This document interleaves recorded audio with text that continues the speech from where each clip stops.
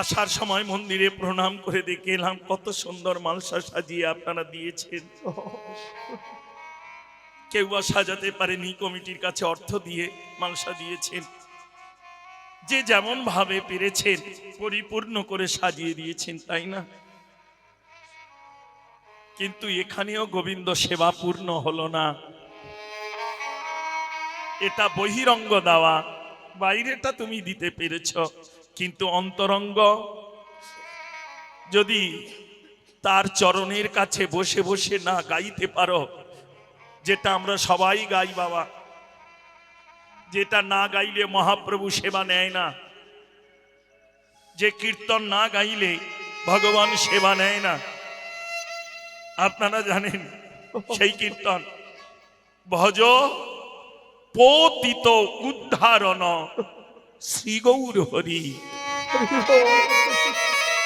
অর্থাৎ হে পতিত পাবন গৌর সুন্দর, এই জগতে তোমার সবাই সেবা করে, কারণ তুমি করুণার নিধি, সবার দ্বারে তুমি যাও, সত্য বটে। কিন্তু একটা কি জানো, জগতে তুমি সব পাবে, ধনী জ্ঞানী গুণী পণ্ডিত পাণ্ডিত্য সব পাবে, রূপবান ধনবান যা কিছু সব পাবে, কিন্তু জানো আমার মতো দিনহীন পতিত কাঙাল তুমি আর পাবে না গো।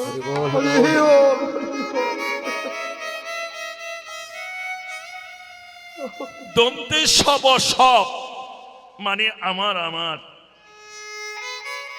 বিষয় বৈভব স্ত্রী পুত্র আত্মীয় স্বজন সব ছেড়ে আমি তোমার চরণে এসেছি। কেন জানো? কারণ তুমি যে জগতে পতিত পাবন নাম ধরে আছো, আমি জানি এই জীবনে তুমি বিনে আমার আপন বলতে আর কেউ নেই ঠাকুর। ওগো করুণার নিধি পতিত পাবন গৌরী, কৃপা করে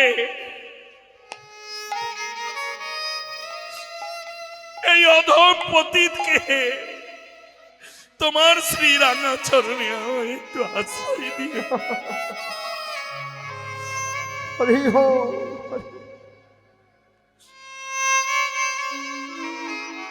তারপরে আপনারাও তো গান, নাহি জানি পরিপাটি না জানি রন্ধন, সুখা রুখা এক মুষ্টি করহ ভোজন। যার এক নাম কীর্তন হলো ভোগ আরতি, তাই না? ভোগের কীর্তন, তাহলে কীর্তনটা হলো ভগবানের সেবা। এবার সেবার জনমটা কার? কোন কে বলতে পারে?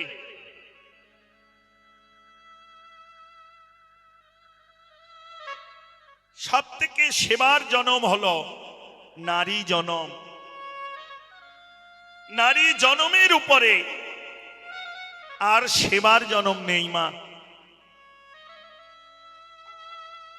ওই জন্য দেখবেন বৈষ্ণব যারা তারা মাধুকরী করে আনে, কিন্তু বৈষ্ণবী যিনি তিনি রন্ধন করে ভগবানের সেবা লাগান।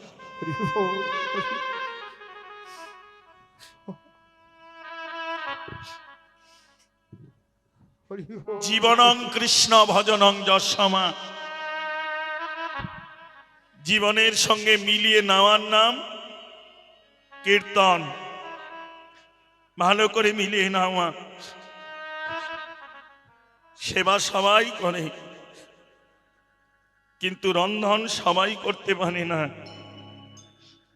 সেবা সুখ উপলব্ধি কখনো হয়, সুখ কখনো হয়, সেবা করলে সুখের উপলব্ধি কখনো হয় যখন রন্ধন পরিপাক হয়।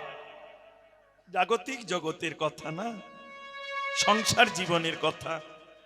আরো হালকা রসে যদি বলি, তরকারি যদি ভালো হয় বাবাও আনন্দ করে চচ্চড়ি দিয়েও ভাত খেয়ে নিতে পারে, তাই না? এগুলো খুদ গ্রাম্য ভাষা, এসব ভাষা কীর্তনে বলিতে নেই। রাধে রাধে মায়েরা সাধন করো। তাহলে রন্ধনের স্বাদ কখন আসবে ভালো করে শোনো। কীর্তন কি আগে জেনে নি, তারপরে রন্ধনের স্বাদ কখন আসবে। স্বাদ আসবে রন্ধনকালে যদি মায়ের মনোসংযোগ ঠিক থাকে।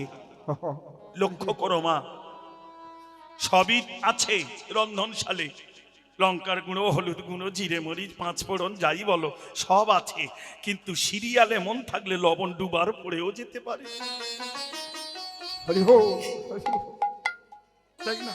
কারণ কি, রন্ধনের দিকে মায়ের মন ছিল না, মন ছিল বোকা বাক্সের দিকে, তাই না? রান্নাঘরে মায়ের দেহ ছিল, সব বর্তমান ছিল, কিন্তু রন্ধন ভালো হলো না, কারণ তার মনোযোগ ছিল না। তেমনি কীর্তনে এসেছেন বলেই মনে করছেন আমি হরিভজন করে নেব, আমারই হয়ে গেছে, না, ভুল কথা। সবই আছে তোমার মধ্যে, শ্রদ্ধা, ভক্তি, অনুরাগ, প্রেম সবই আছে গোবিন্দের জন্য, কিন্তু একটা জায়গায় যদি ভুল হয়ে যায় তাহলে আর সেবা দেওয়ার। রাধে রাধে মা, মনোসংযোগ যদি গোবিন্দ চরণে না করতে পারো তাহলে জানবে বিধাই তোমার এই জনমে রন্ধন হলো না গোবিন্দ সেবার জন্য। আমি যতটুকু শাস্ত্র গ্রন্থ শাস্ত্র অধ্যয়ন করেছি, সাধু সঙ্গ করেছি মা, জেনেছি নারী জনমের উপরে আর কৃষ্ণ ভজনের জনম নেই মা।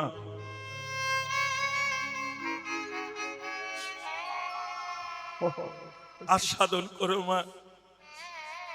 হিরণ্যকশিপুর দৈত্য ছিল, কিন্তু কয়াদি ছিল পরম বৈষ্ণবী, তাই তো তার গর্ভের সন্তান এত বড় হরিভক্ত হয়ে নেমে এসেছিল। বিশ্বপিতা অনাদির আদি, সৃষ্টির তিথি লয় প্রলয়ের মালিক, যিনি পূর্ণ ব্রহ্ম সনাতন।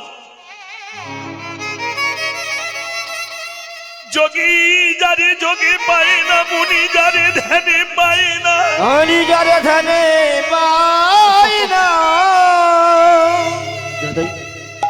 সেই পরশমণি গোলকপতি গোবিন্দ, গোলকপতি গোবিন্দ,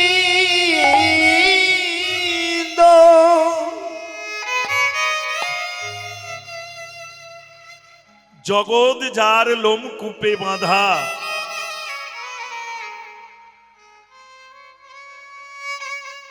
সেই গোবিন্দ বাঁধা পড়ে ভক্তের ভক্তির কাছে এসে। প্রহ্লাদের ভক্তি প্রেমের কাছে ভগবান বাঁধা পড়ে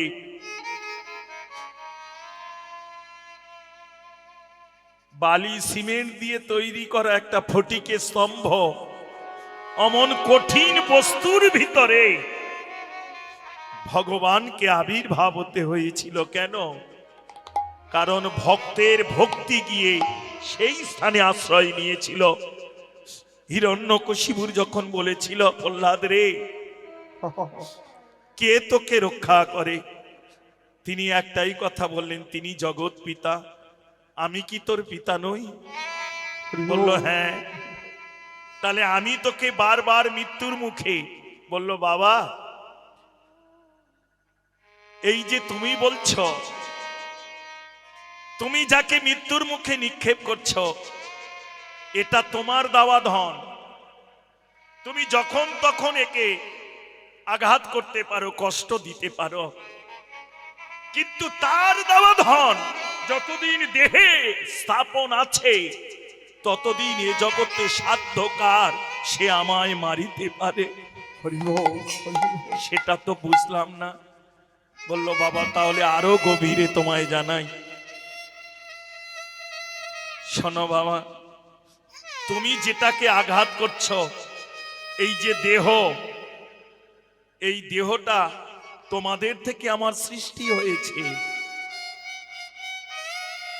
পিতৃবীর্যে সৃষ্টি হয় হাড় আর মর্যা।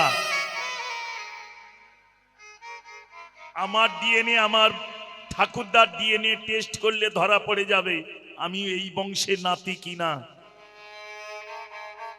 কারণ মা জানে বাপ আর মন জানে পাপ। হরি বল, হরে কৃষ্ণ, হরি বল মা। হরি বল। পিতৃবীর্যে সৃষ্টি হয় হাড় আর মর্যা। ওই জন্য অনেকে বলে না এ হাড় বংশের ছেলে, হাড় মোটা বংশের ছেলে। অনেক সময় এগুলো গ্রাম্য ভাষায় আমরা অনেকে বলে বসি।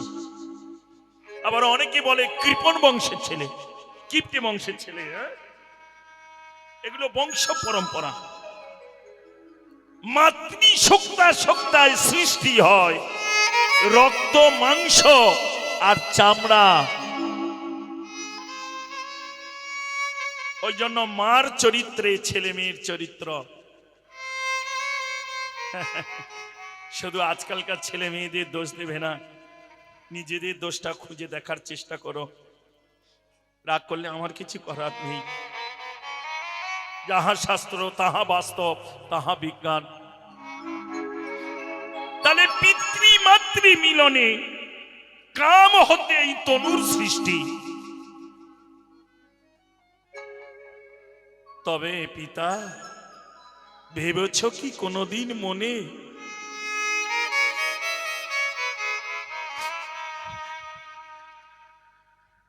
এক ফোঁটা সূক্ষ্মাণু থেকে,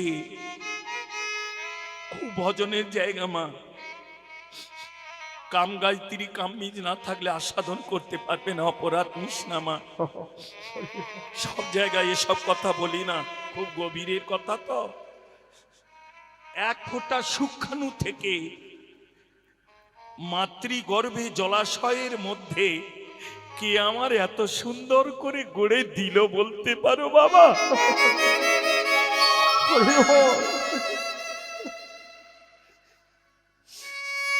বাবা মাই যদি গড়ার ক্ষমতা শক্তি থাকত, তাহলে গর্ভের মধ্যে সন্তান অন্ধ কেন হয়, কালা কেন হয়, বোবা কেন হয়, কেন বা পঙ্গু হয়ে জন্ম নেয়? যে আমাকে ওই সূক্ষ্মাণু থেকে, রাধে রাধে, মাতৃগর্ভে আমার এত অপূর্ব রূপে জগতে গড়ে দিয়েছে, সেই গোবিন্দ যেই আমায় রক্ষা করছে, তিনি আমার জগৎ পিতা। প্রহ্লাদ রে, তোকে যে রক্ষা করে সর্বত্র তুই তাকে দেখিস। জানো বাবা, সাগর জঙ্গম কীট পতঙ্গ পশু পাখি আমি যে অন্য কিছু দেখি না, সর্বত্রর মধ্যে যে আমি তাকেই দেখতে পাই বাবা।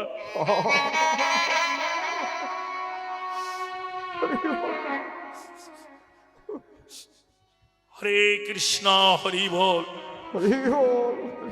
হিরণ্যকশিপুর বলল, প্রহ্লাদ, সর্বত্র যদি তাকে দেখিস, সর্বক্ষণ যদি তাকে দেখিস, তাহলে তাকে একবার তুই আমাকে দেখিয়ে দিতে পারবি?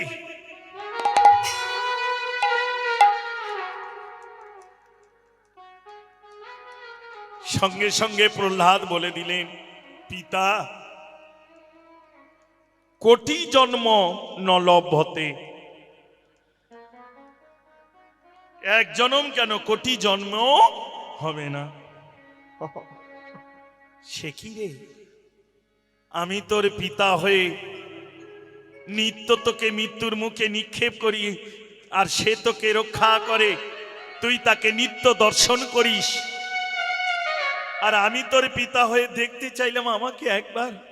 বলল, পিতা শোনো, দেখতে চাইলেও দেখা যাবে না। কেন জানো? দোষ তোমার মধ্যে আছে। সে কি? বলল সে তো সর্বত্র আছে, কিন্তু দোষ তোমার মধ্যে আছে। কি? বলল শোনো পিতা, জোর করে তাকে দেখা যাবে না। এ জগতে কেউ যদি জোর করে গোবিন্দকে দেখতে চায়, সে কোটি জন্মেও তার দর্শন পাবে না। তাহলে আমি যদি না পাই, তুই নিত্য দর্শন পাস কি করে? বলল পিতা, এইখানেই তো ভজন। কি কি সেই ভজন? বলল জোর করে হবে না পিতা।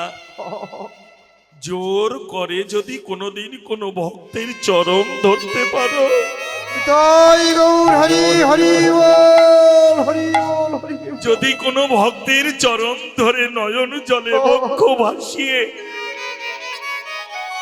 সেই ভক্তের কাছে বলতে পারো আমায় একবার দেখাই দাও, সেই ভক্ত তার ভক্তি রসে তাকে নামিয়ে এনে তোমাকে দর্শন করাতে পারে। হিরণ্যকশিপুর এইখানেই বলল প্রহ্লাদ, এই জন্যই তো শাস্ত্রে আছে রে, বংশে যদি কেউ একজন হরি ভক্ত হয়, সে যে বংশের 14 পুরুষকে উদ্ধার করে নিয়ে যেতে পারে। এই দৈত্য কুলে আর আমি কতদিন কাঁদব? তাই আজকে জোর করে নয়, জোর করে তোর চরণ ধরে কাঁদছি। প্রহ্লাদ, একবার আমায় এনে দেখা। প্রহ্লাদ বলল ক্ষণকাল করো অপেক্ষা পিতা, আমার ভক্তি রসে আমি দেখি ভগবানকে নামাতে পারি কিনা। তিনি প্রার্থনা শুরু করলেন। ভগবান ফটিকে স্তম্ভের মধ্যে দিয়ে হুঙ্কার দিলেন, গর্জন করতে লাগলো। কারণ হিরণ্যকশিপুরের প্রতিজ্ঞা,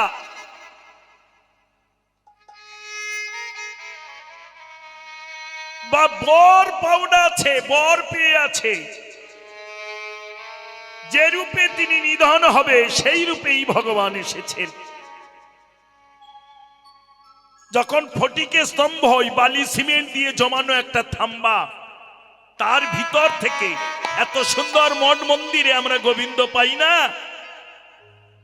আর ওই কঠিন পদার্থ বস্তুর ভিতরে ভগবান। লক্ষ্য করো মা, তাহলে ভক্ত কি বস্তু? ওই জন্য বলল না, রণে বা বনেতে থাকো হাগৌরাঙ্গ বলে ডাকো, সদাই তারে চরণ করিবে দর্শন। যেখানেই তুমি থাকো, রাধে রাধে। হিরণ্যকশিপুর ভাবলে, এই যোগে যদি আমি যোগ না দিই, আমি যে তার কৃপা পাবো না। সঙ্গে সঙ্গে আপন গদার আঘাতে যখন ফটিকে স্তম্ভকে চূর্ণ করলেন, তারপর অর্ধেকটা নর অর্ধেকটা সিংহ রূপ ধারণ করে নরসিংহ মূরতি ধরে বাম উরুতে হিরণ্যকশিপুরকে রেখে তার বক্ষ চিরে আত্মাকে নিয়ে ভগবানের চরণে সঙ্গে মিশ্রিত করে দিলেন। রাধে রাধে। অর্থাৎ হিরণ্যকশিপুরকে উদ্ধার করে দিলেন। ভজনটা হচ্ছে এই জায়গায় মা, সর্বোচ্চাঙ্গের ভজন হলো আত্মনিবেদনম। না সঁপে দিতে পারলে তার দর্শন হবে না। তেমনি নদীয়ার এক নাগরী, নদীয়ার এক নাগরী, বেলিয় সকালে সুরধ্বনিতে বাড়ি ভরণে যেয়ে, সুরধ্বনি বাড়ি ভরণে যে বিশ্ব বিমোহন মূরতি দর্শনে করে নয়নের জলে ভাসতে ভাসিতে কুঞ্জে ফিরে এলে। কুঞ্জে ফিরে এসে কেঁদে কেঁদে, কুঞ্জে এসে কেঁদে কেঁদে নিজেকে আর ধরিতে না রে, নিজেকে আর ধরিতে না রে। নয়নের জলে সর্বজঙ্গ ভাসাইয়ে দিচ্ছে। আর আগে নাগরী এসে জিজ্ঞাসাবাদ সান্ত্বনা করলেন, হ্যাঁ রে কি হলো তোর? বলল কি আরে বলব, কে যেন আমার মরমে বসে গেছে। কে সে? ওরে মরমেলে লেগেছে গড়া,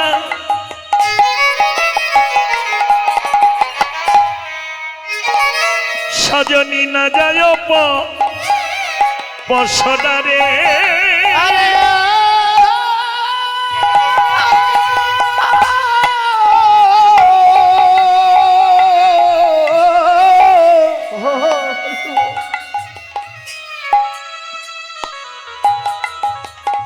অগমর মেলে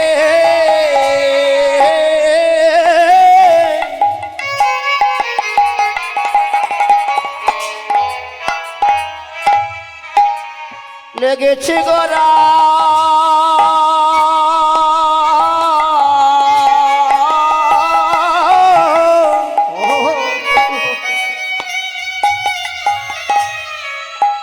আরে না জানে মা বাসনা।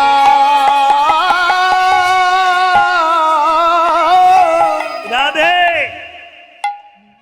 দেখো মা, মরমে লাগা কাকে বলে, তাই না? অনেকে অনেক কথা বলে, তাই তো? পাড়া প্রতিবেশী আমরা আছি আশপাশে, তাই না? অনেকে অনেক কথা বলে, কিন্তু এমন লোকের এমন একটা কথা যা হৃদয়ে গিয়ে লেগে গেছে, মনে হয় যতদিন বেঁচে থাকবো ওর বদন আমি দেখবো না। হরি ওম হরি ওম। একে বলে মরমে লাগা।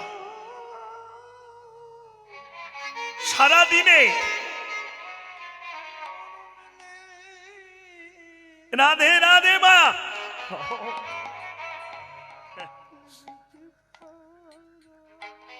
সারাদিন কথা বলছেন, সারাদিন চলছেন, অনেকে অনেককে গালাগালি কোকুতা অনেক কথা বাজে কথা বলছে, তেমন কিছু না, কিন্তু এমন একটা কথা শ্রবণ দ্বার দিয়া মরমে পশিল গিয়া, এমন জায়গা থেকে সেই কথাটা গিয়ে পৌঁছে গেছে, মনে হয় যতদিন আমি বেঁচে থাকব ততদিন এই কথাটা ভুলবো না। অনেকে বলে থাকেন হরি ওম হরি ওম। আজ তুই জামায় আঘাত দিলি ভাই, অনেকে বলে থাকি না, বা অনেকে বলি আজ দিদি রে আমার বাড়িতে খাওয়া হয় না, যে তোর বাড়িতে শিখে, তো আজ তুই আমায় যা বললি, যতদিন বেঁচে থাকবো আমি আর তোর বাড়িতে কোনোদিন আসবো না। তাহলে কি এত কথা তো জীবনে হচ্ছে, এত মারামারি, এত কাটাকাটি, তাই না? এত ঝগড়া ঝাঁটি, এত কিছু, কিন্তু সামান্য ওই কথাটা এমন জায়গায় গিয়ে ঠিক নদে নাগরীও সেই কথা বলছে, ওরে মরমিলে লেগেছে গোরা, সজনী না যায় পশনা। আরে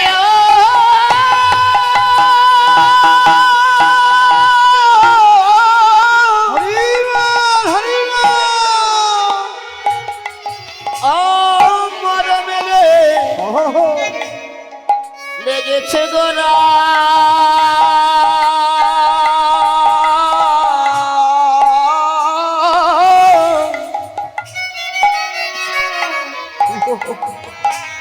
আরে না যায় পশরা। এই দেখে নয়ন নয়ন অঞ্জন হইয়া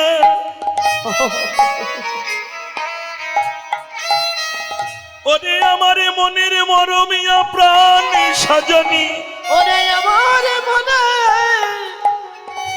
ওরে আমার মনের মরমিয়া প্রাণ সজনী।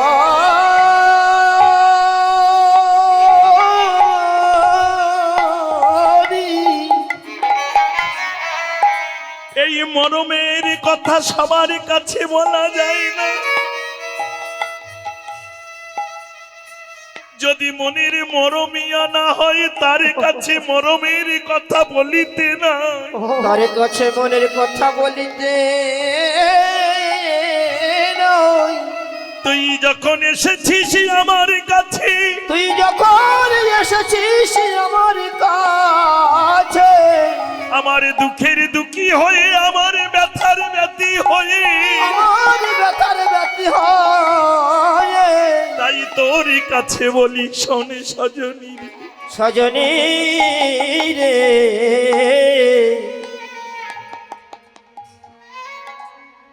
ওরে নয়ন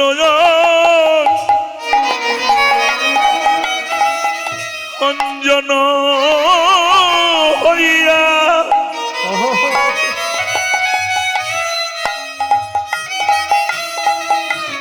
আমারে লাগি রইল সেই গোরা। সজনে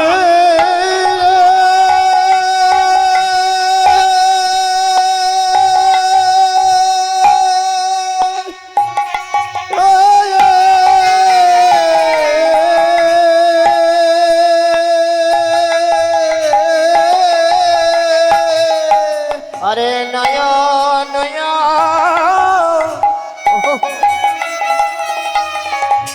অঞ্জন হইয়া